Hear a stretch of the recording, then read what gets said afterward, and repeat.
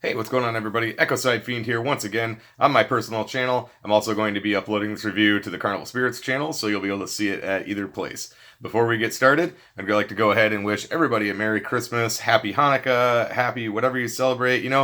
Just because I understand everybody celebrates something different, I'm going to go ahead and say Happy Holidays. And as the angry video game nerd once said, if you got a problem with Happy Holidays, then happy shut the fuck up. So let's go ahead and get going with this review. This will obviously be, as the title states, a review of the 2018 Big Ballas Christmas, the Christmas at Our House event that happened Friday and Saturday at Psychopathic Records headquarters in Farmington Hills, Michigan. I attended the Saturday, which, as I think everybody knows, was the first date that went on sale, and then when that sold out, they added the second date that happened before the Saturday one. So all day Saturday, I made sure to stay off Facebook because I didn't want to see what the gift was. I didn't want to see anything about the event, about the set, anything. And I'm glad I did because it was really cool, and I was glad to see it all, basically unfold before me. So my friend Ivory and I attended the event, and I'm just gonna pretty much just jump right into it. We headed out to Detroit, Farmington Hills,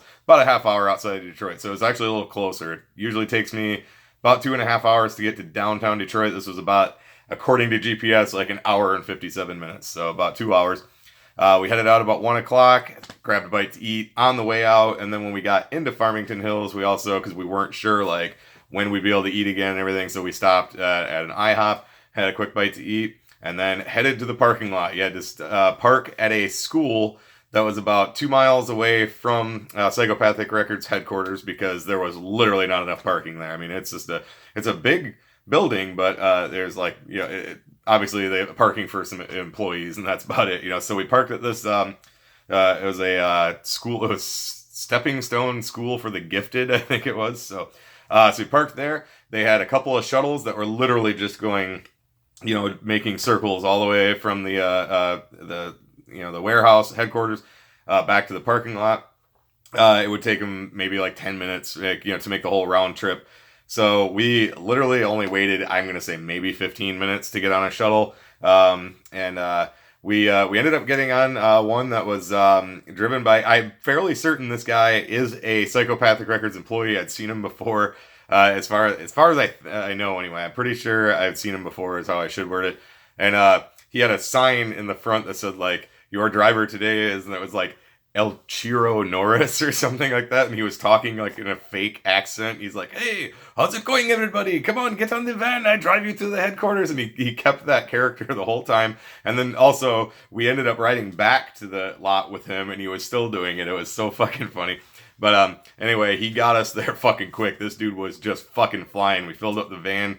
He was just, I don't even think it took us fucking 2 minutes to get there. It felt like it was fucking crazy.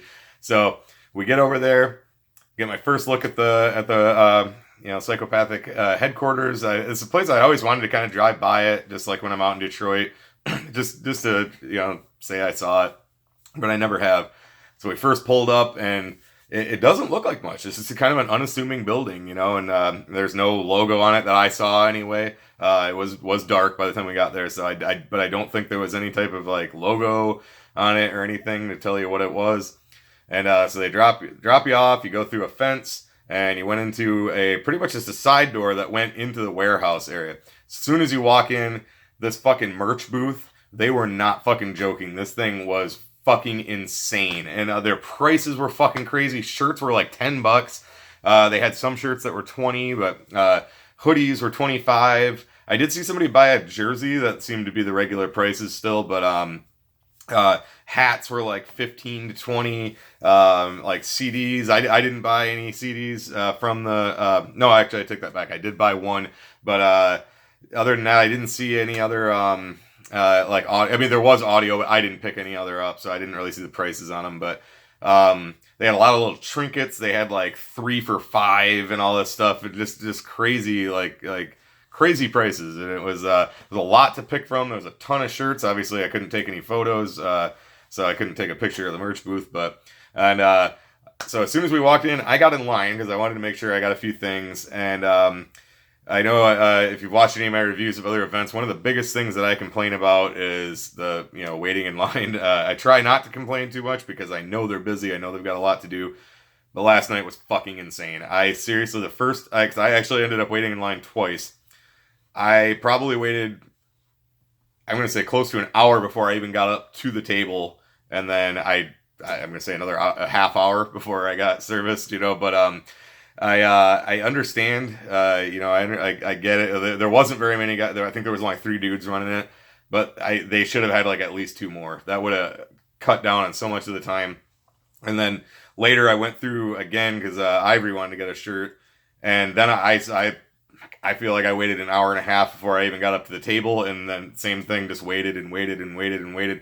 People were coming up after me. There was another guy standing next to me that was waiting just as long as me. People were coming up at this end. They would go over there, and it was pretty crazy. But again, I try not to complain about it too much because I know they're fucking busy. I know they've got a lot to do. There's people yelling and screaming and throwing money at them. I know they got stuff to keep track of. I really would have appreciated it if they could have had like at least one more guy. Maybe I would say 2 running it, but whatever. So I got everything I wanted for the most part. There was one shirt that I was gonna get that ran out of the size I wanted before I got up there, but I will be showing the stuff I picked up at the end. So I went through the line the first time. We did buy a disposable camera. I gave it to Ivory though because she likes taking pictures and stuff. So once she gets that all, I don't know if she emptied the film on it or what, but once she gets those all developed, she's going to give me copies of them, and I will definitely get some up on my Facebook. So if you are friends with me, you'll be able to check those out. I'll throw them on the Carnival Spirits Facebook as well, and it also kind of depends on how well they come out. It's just a disposable camera because they were selling them there, only $6.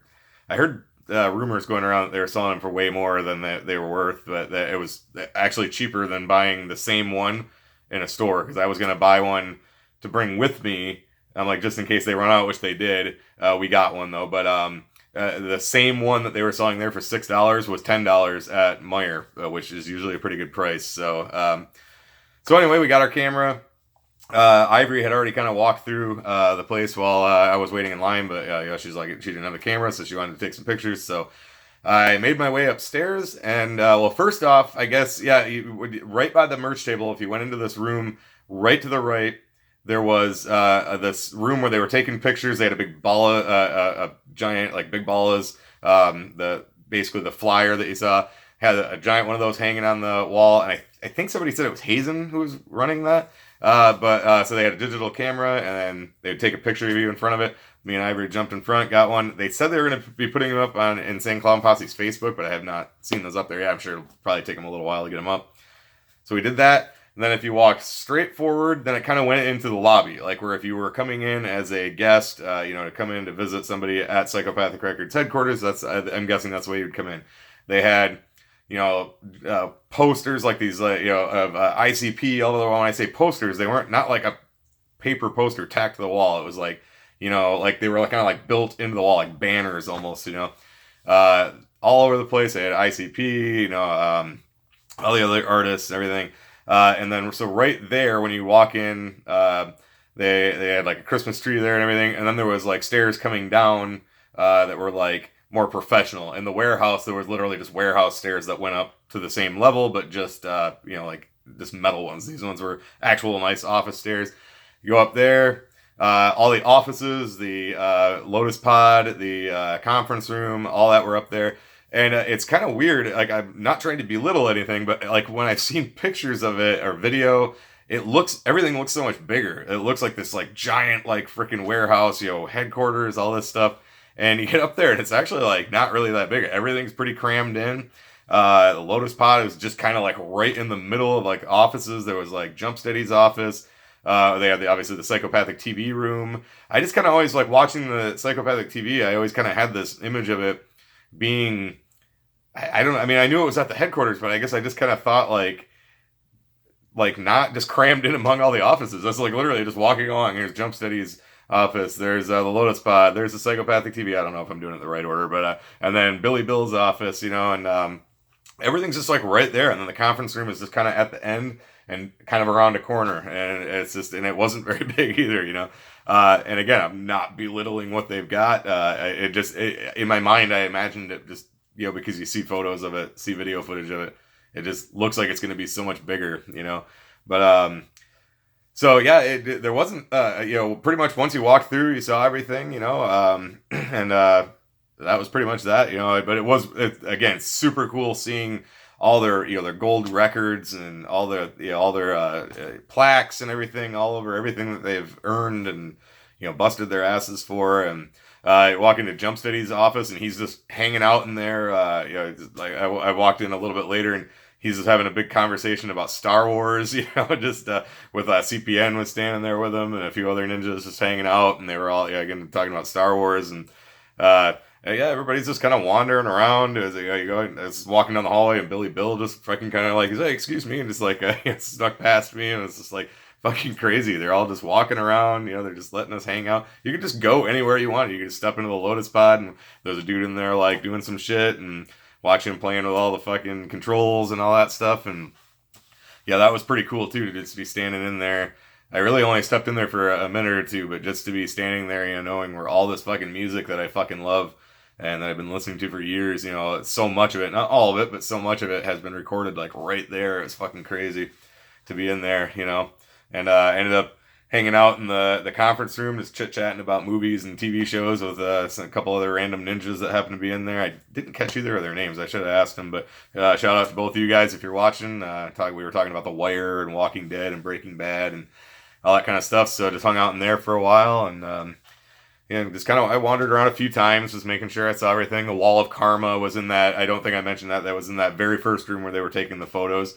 In front of that banner. The Wall of Karma was in there, so I spent about 20 minutes in there just kind of checking everything out. I didn't think I'd be on it or anything like that, but just wanted to see everything. I know it's stuff that people have made and photos they've sent in of them and all that, so I checked all that out. And like I said, I went through the line a second time for the merch line, and that was it took me forever to get up there again.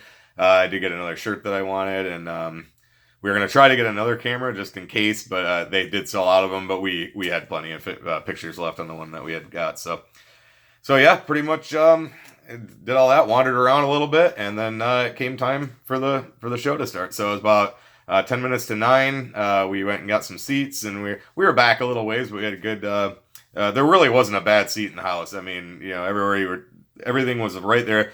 So the warehouse, where they had the merch stand... if you went to the left of it, it was basically just straight ahead, and they had a stage set up, plenty of chairs. There was a lot of people standing. I actually wouldn't have minded standing, but we did end up getting seats. But yeah, everything there. I don't think anybody anywhere probably wouldn't have been able to see. Everything was nice line of vision, line of sight, I guess I should say. Pretty much everywhere that I could tell. So. When we first got seated, DJ Carlito was on stage, just spinning, spun some ICP Christmas songs and whatnot, and they started right on time at 9 o'clock. They came walking out. They sat down. They had these two. So DJ Carlito was in the back with his turntables. They had two big, golden, stuffed but golden chairs sitting there, and they were both. Shaggy was, I guess you'd say, stage.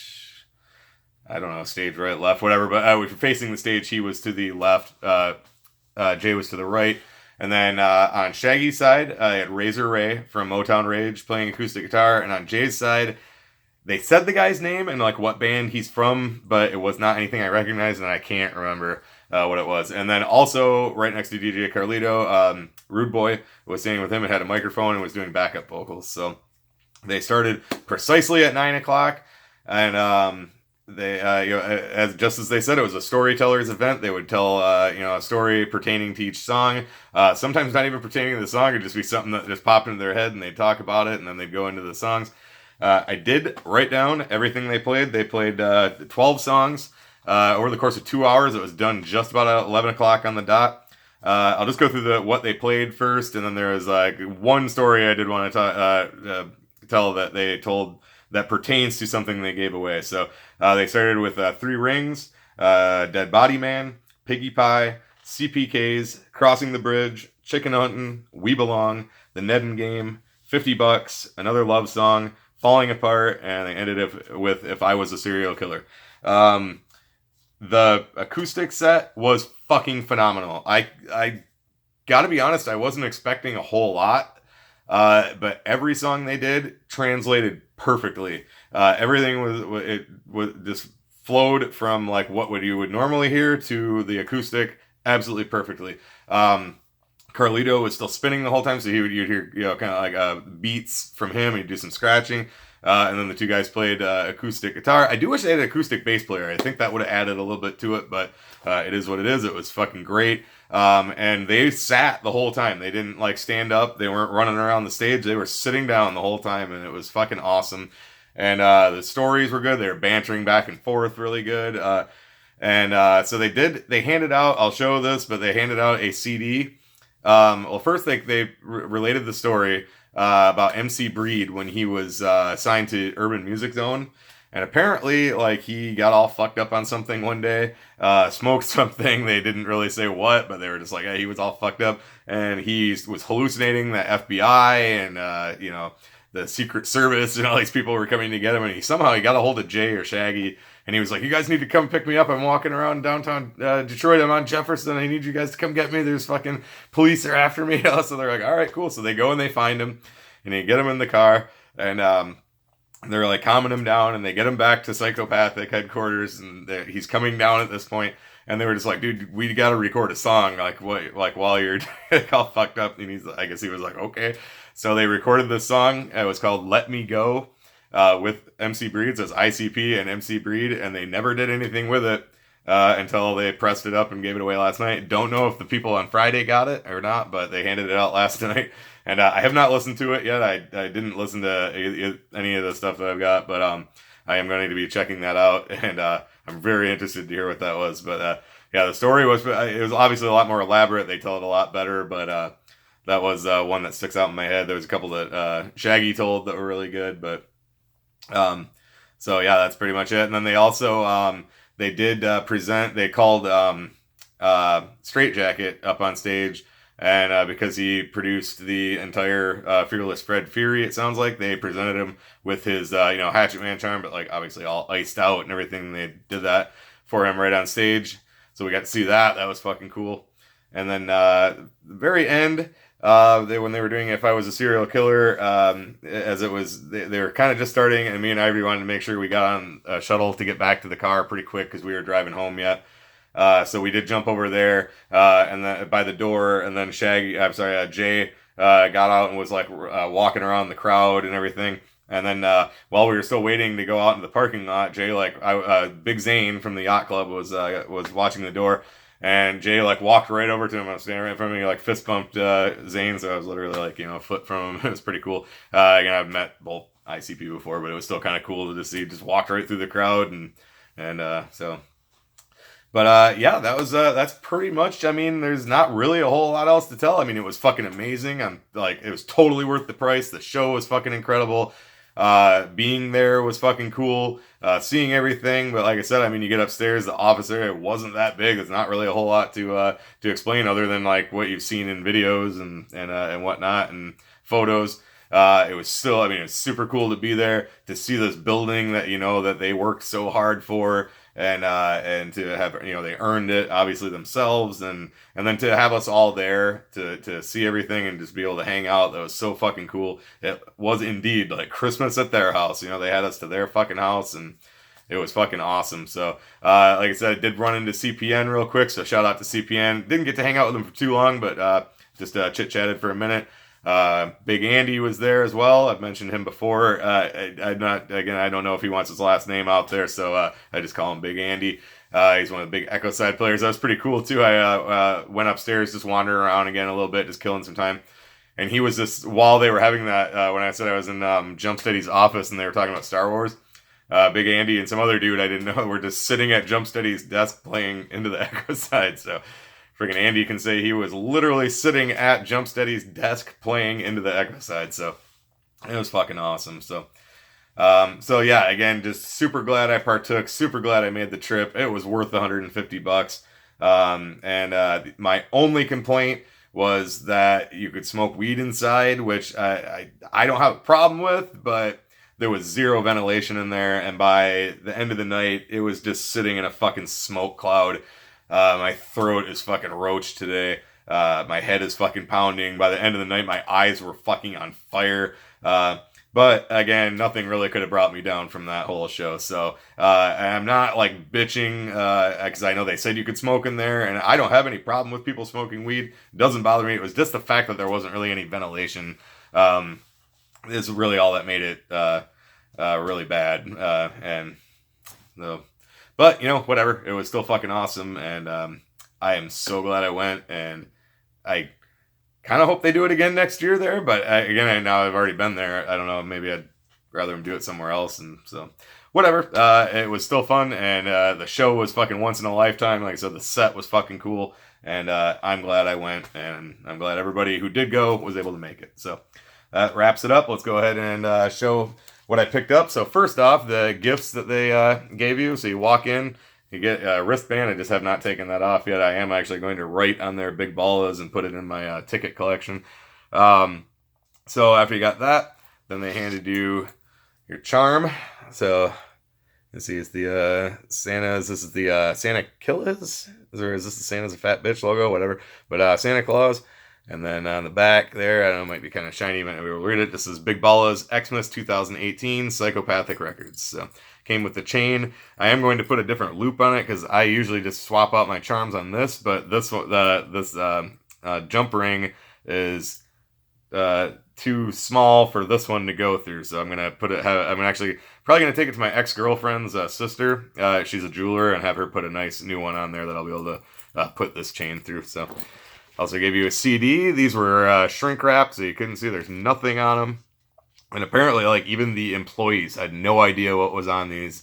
So, just real quick, I don't know if you can say, I'll just read it. Just has like a tag on it. It says, to the Juggalos of the 2018 Big Ballas Party at Christmas at Our House from Psychopathic Records. So, looks like a gift. You open it up. Got that. It says, the gift of the wicked shit. The songs on it are 2 unreleased Insane Clown Posse songs. Got track 1 is Swings and Chops demo mix, and track 2 is Mr. Clean. So, and pull this out, and it says Happy Hatchet Holidays. So again, have not listened to this yet. Probably should have thrown it in and listened to it on the way home, but I just did not do that. So okay, so pickups, big thing that I wanted to get. Got the Wizard of the Hood DVD. So I did pick up one of these also for Scotty Two Balls and one for DC Fago Guy. So I get up there, kind of funny story about this. I get up there, and I was like, hey, do you got those? The guy's like, yep, I do. How many do you need? And I said, 3. Brings them back, sets them down, and he goes, those are $40 each, by the way. And I'm like, holy shit, $40. And he goes, yep, $40 a piece. And I was like, okay. I'm like, oh, I want them. So then I was going to get a couple shirts. So I was like, well, I'll just get one then. So I picked out one of the shirts that I'll show. And that was $10. And then I bought the camera. So my total should have been $136. I give him my credit card. I brought cash, but it ended up being, I thought these would be like 15 or 20, you know. So I brought cash, but I like, shit, I don't have enough. So I handed him my credit card. He brings it all up, hands me my card back with a receipt. I look at the receipt. He charged me $95. So I'm like, I don't know if he punched something in wrong or what, but he had already run my card, and I didn't even look at the receipt till probably like 5-6 minutes later. So it's not like I could go back, but hey, you didn't charge me right. You know, I'm not gonna wait through the line again. So anyway, this ended up basically breaking down to about $25, you know, and some change. So not too bad. I definitely, that's $25 is worth it. Again, even if I'd have saw the price on it before he brought it over, $40, I would have bought this because I need it in my collection. So while I was up there as well, I did pick up few stickers. These are really nice, like quality glossy stickers, and this is like a photo shoot from Amazing Jekyll Brothers that I love. And then basically this ICP logo with the Carnival of Carnage Jester, and they were 6 for $5. So I bought 6 the first time I was up there, and then while I was up there again, I was like, I'm gonna grab another 6. So and then I gave a couple of them to Ivory. So when I was up there the second time, because I waited so fucking long, I ended up picking up Hell's Cellar on CD. I do have this coming. I've got it pre-ordered the vinyl, and I ordered this as well. And then I don't know if you don't have it pre-ordered, you probably don't know, but they did release information. Well, no, I guess Fago Lovers posted it. It's not coming out until the vinyl is not shipping till March now. But because I ordered this on the same order, they have not shipped this yet either. I know it's on YouTube, but I'm like, I want it for my collection. And I saw it up there, and I'd already waited so long. I'm like, fuck it, I'm getting this. And then so the one that I got pre-ordered, when it comes out, maybe I'll do a giveaway with it or something. So a little bit later, also they did this is that MC Breed CD that they handed out. So they, like I said, they were just they were right in the middle of the show, and they had a guy walk along and hand these out. So again, I haven't listened to that either. A little bit later, Ivory bought a mystery bag where it came with a couple shirts, and you could pick your size of shirts, but you couldn't pick the what was on them. So she ended up doing that a little bit later. And because they had run out of bags, I think they just threw more together, and they loaded them with shit. I mean, like, she bought the one that was supposed to come with like 2 CDs, 2 DVDs, and 2 shirts or something. And I forget what shirts she got, if I remember, I think they didn't have any DVDs in it. So they literally just put a stack of CDs in there. She had like 7 or 8 CDs, maybe not that many, but like 5 or 6, something like that. And so I was looking through them, and there was 2 of the featuring Freshness, which I never picked this up. So I was like, can I have this one? You got 2 of them. She's like, yeah, take it. So they loaded it with charms. She goes to the gathering every year, so she already has all of them. But she gave me these 2, the Mighty Death Pop, and then just this one is from 2017, and this one is from 2014. No, is that right? This one's still from Cave in Rock, but 13th annual. So anyway, then there was one other one, and there was a missing link one that she does have, but hers got pretty scuffed up, so she wanted to keep that one. But so she's like, I got both of these, so you can take those. So I do have to put some jump rings on them, but I'm gonna hook those up. And there was a poster, not really a poster, but a flat. There was like 4 or 5 of these. Like, the guy just grabbed a stack and stuck them in there for us, so she gave me one of those.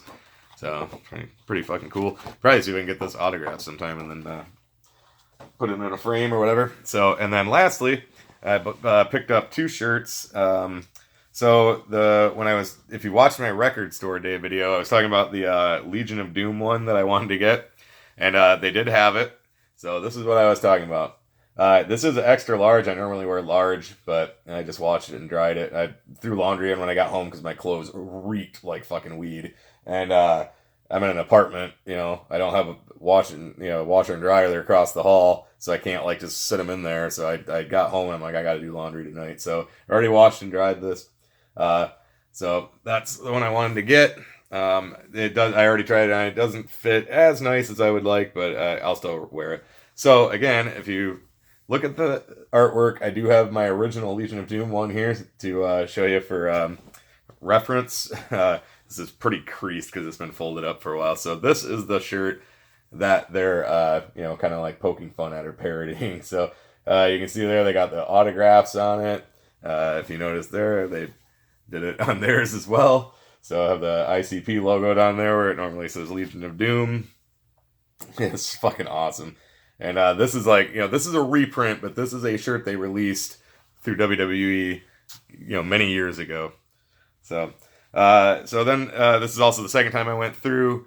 I did pick this up too. I've never had a great Malenko shirt, not just like a standard Joker's card cover anyway. I do have a Malenko shirt, but it's not like this. It's one I think I got it at Hot Topic or Spencer's or something like that, where it kind of looks like a pulp magazine cover. It's really cool, but I've always wanted just a standard Malenko shirt, and they had them in my size for $10. So, and that was after I had waited through the line for so long. I'm like, fuck it, I'm getting another shirt. I don't need any more shirts. I've stated that numerous times, but after waiting in line all that time, I was like, I might as well. So yeah, that pretty much wraps it up. That's everything I picked up. I think anyway. I think that does it. So, yeah, it was totally worth the trip. Again, it was like a little closer, so it was not, it was only a couple hour drive home, and drive there and home, obviously. So wasn't too bad of a trip. Obviously, the weather was great. It was not even really all that cold, and totally worth it. Again, would have rather not sat in a cloud of pot smoke all night, but whatever. It is what it is. So seeing the Psychopathic Records headquarters was unbelievable.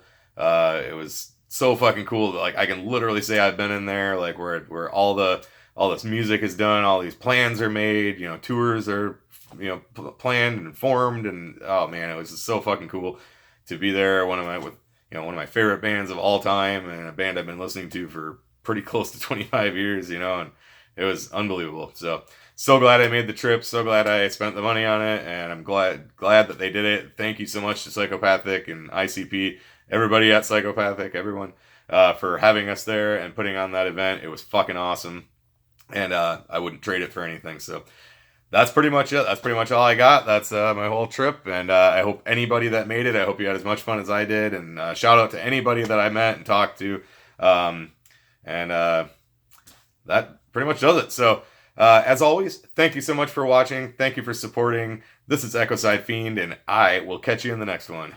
Too sweet.